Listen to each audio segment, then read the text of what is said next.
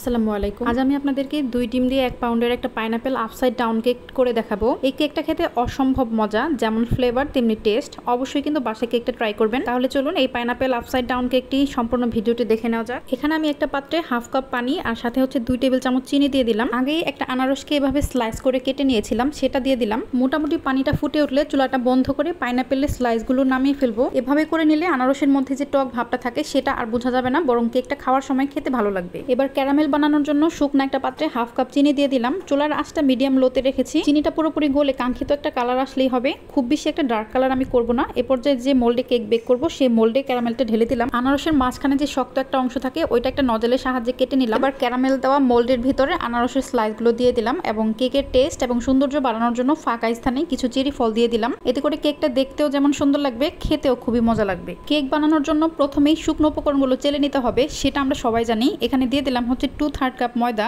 দিয়ে দিলাম 1 টেবিল চামচ গুঁড়া দুধ, 1 চা চামচ হচ্ছে বেকিং পাউডার, সামান্য দিয়ে দিলাম লবণ। এবার সবকিছু ছেঁকে একটা হ্যান্ড হুইস্ক দিয়ে মিক্স করে একটা সাইডে রেখে দিব। একটা বাটিতে 100 গ্রাম আনসল্টেড বাটার নিয়ে নিলাম। বাটারটা অবশ্যই রুম টেম্পারেচারে থাকতে হবে। বাটারটা 1 মিনিট বিট করে হাফ কাপ চিনি দিয়ে দিব, তবে একবারে না দিয়ে অল্প অল্প করে মিক্স করব। এ পর্যায়ে 2টা ডিম দিব, তবে একসাথে 2টা ডিম না দিয়ে প্রথমে একটা ডিম দিয়ে বিট করব, এরপর হচ্ছে আরেকটা ডিম দিব। এখানে এনশিওর হতে হবে যাতে চিনিটা পুরোপুরি গলে যায়। যাদের চিনিটা গলতে চায় না তারা অবশ্যই আইসিং সুগার অথবা গুঁড়া চিনিটা ইউজ করবেন। দিয়ে দিলাম হাফ চা চামচ ভ্যানিলা ইমালশন, চাইলে এখানে আপনারা বাটার অথবা মিল্ক ইমালশনও দিতে পারেন। এবারে ছেঁকে রাখা শুকনো উপকরণগুলো অল্প অল্প করে মিক্স করে নিব। এখানে একটা কথা বলে রাখি, পাউন্ড কেক কিন্তু স্পঞ্জ কেকের মতো সেনসিটিভ না, সুতরাং যে কোনো ভাবে এটা মিক্স করা যাবে, তবে লিকুইড কিছু ব্যবহার করা যাবে না। দেখেন ব্যাটারটা একদম রেডি। এবার হচ্ছে মোল্ডের মধ্যে সম্পূর্ণ ব্যাটারটা আমি ঢেলে দিব আর সামান্য ট্যাপ করে দিব, যাতে করে ভিতরে কোনো এয়ার বাবলস থাকলে সেটা বের হয়ে যায়। কেকটা চুলাতে বেক করে নিব মিডিয়াম লোতে 35 থেকে 40 মিনিটের মতো। তো এই তো আমার কেকটা রেডি। এই কেকটা অন্যান্য পাউন্ড কেক থেকে কিছুটা ভিন্ন,